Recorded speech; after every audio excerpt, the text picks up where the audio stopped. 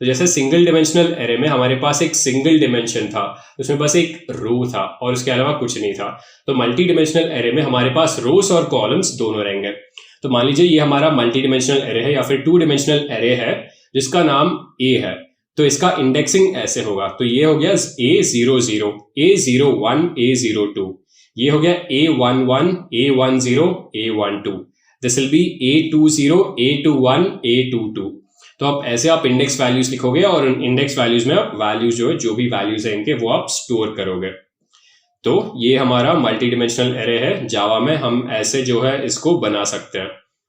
तो सबसे पहले हम एक मल्टी डिमेंशनल एरे बनाने के लिए ये सिंटेक्स रहेगा इंट, क्योंकि ये इंटीजर एरे है या फिर इंटीजर मैट्रिक्स है तो आप 2 स्क्वायर ब्रेसेस लोगे। तो इसका मतलब ये है आप एरे को या फिर जावा कंपाइलर को ये बता रहे हो कि इसमें 2 डिमेंशंस रहेंगे और वो इंटीजर टाइप के। So int a is equal to new int 3 3। तो इस मैट्रिक्स के डिमेंशंस हो गए 3 क्रॉस 3 और उसके बाद आप एक नया जो है वैल्यू लोगे नम, क्योंकि आपको वैल्यूज 1 से इंसर्ट करने हैं। फिर आपका जो है अगर आपको मल्टी डिमेंशनल एरे में वैल्यूज इंसर्ट करने हैं तो आप नेस्टेड फॉर लूप यूज करोगे। तो ये मेरा आउटर फॉर लूप हो गया है जो जा रहा है 0 से लेकर 3 तक। फिर उसके अंदर हमारा एक इनर फॉर लूप है जो भी जा रहा है 0 से लेकर 3 तक।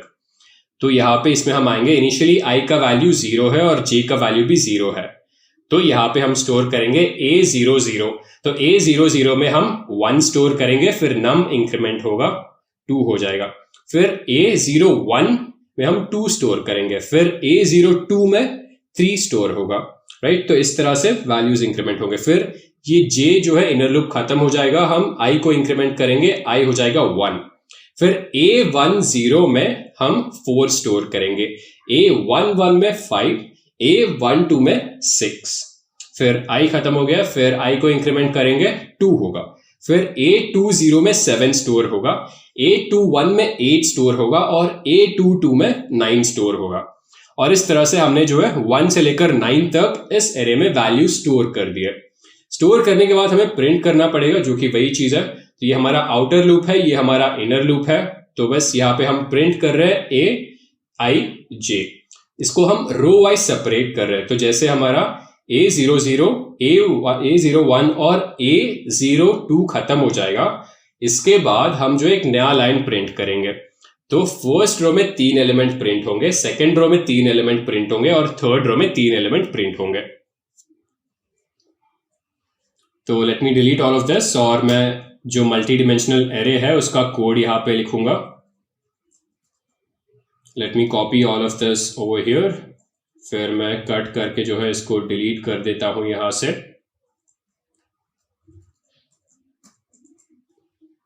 राइट। तो ये जो है मेरा स्पेस अभी ब्लैंक हो गया है, तो मुझे एक मल्टी डिमेंशनल एरे क्रिएट करना पड़ेगा। तो अगर मुझे मल्टी डिमेंशनल एरे क्रिएट करना, यहाँ पे फिर 2 ब्रेसेस लिखूंगा A, यहाँ पे न्यू इंट, फिर से यहाँ पे 2 ब्रेसेस और इसके डिमेंशंस हो गए 3,3। तो ये मेरा 2 डिमेंशनल में वैल्यू स्टोर करने पड़ेंगे। तो मैं यहाँ पे आउटर फॉर लूप डिक्लेयर कर लेता हूँ। Int I is equal to 0, I is less than 3। ये मेरा आउटर फॉर लूप हो गया है। फिर मुझे इनर फॉर लूप चाहिए। यहाँ पे int j is equal to 0, j is plus. ये मेरा इनर फॉर लूप भी तैयार हो गया है। फिर इसके अंदर मुझे बस वैल्यू स्टोर करने पड़ेंगे A-I-J। तो वैल्यू स्टोर करने पड़ेंगे, तो मुझे एक नया वेरिएबल चाहिए यहाँ पे, जिसको मैं लिखूंगा इंट नम और इसको मैं वैल्यू इनिशियलाइज करूंगा 1। तो let me initialise num to this. Num initialise करने के बाद मुझे बस इसको इंक्रीमेंट करना पड़ेगा। तो मैं यहाँ पे प्लस प्लस नम लिख देता हूं। तो ऐसे मैंने जो है इस नेस्टेड फॉर लूप के साथ वैल्यूज जो है इंसर्ट कर दिए A में। तो वैल्यूज इंसर्ट करने के बाद मुझे ऑब्वियसली प्रिंट करने पड़ेंगे। तो प्रिंट करने के लिए मुझे फिर से और एक नेस्टेड फॉर लूप की जरूरत है। तो मैं यहाँ पे लिखूंगा int I is equal to 0, फिर यहाँ पे होगा I इज लेस देन यहाँ पे ये थोड़ा सा गड़बड़ हो गया है। फिर यहाँ पे लिखूंगा i=3, यहाँ पे i++, फिर मैं इसके अंदर जाऊंगा, फिर मेरा इनर फॉर लूप यहाँ पे स्टार्ट होगा। यहाँ पे मैं लिखूंगा int j=0, फिर होगा j=3 एंड ये j++ होगा। ये जो है मेरे दो फॉर लूप तैयार हो गए, आउटर फॉर लूप और इनर फॉर लूप। तो बस अभी इसके बाद मुझे जो है वैल्यूज प्रिंट करने पड़ेंगे। तो system.out.print मुझे aij यहाँ पे प्रिंट करना पड़ेगा। aij प्रिंट करने के बाद मुझे एक स्पेस डालना पड़ेगा यहाँ पे, राइट, ताकि ये दिखने में अच्छा लगे। तो हर एक रो के बाद, मतलब A00, A01 और A02 के बाद मेरे पास जो है एक न्यू लाइन आएगा। तो मुझे बस उस न्यू लाइन को प्रिंट करना पड़ेगा यहाँ पे system.out.print। इसको मैं ln कर देता हूँ और इसको मैं ब्लैंक छोड़ दूंगा।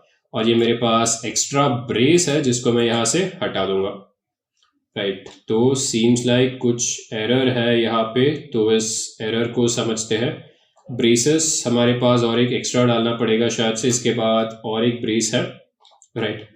तो ये ब्रेसेस जो है हर एक ओपनिंग ब्रेस का हर एक क्लोजिंग ब्रेस होना चाहिए, वरना आपको एरर आएगा। तो मैं अभी इसको रन करता हूँ, राइट। तो हमने सक्सेसफुली ये 2 डिमेंशनल एरे बना दिया है यहाँ पे, जहाँ पे हमारे पास 3 रो और 3 कॉलम है। सो 1 2 3 4 5 6 and 7 8 9।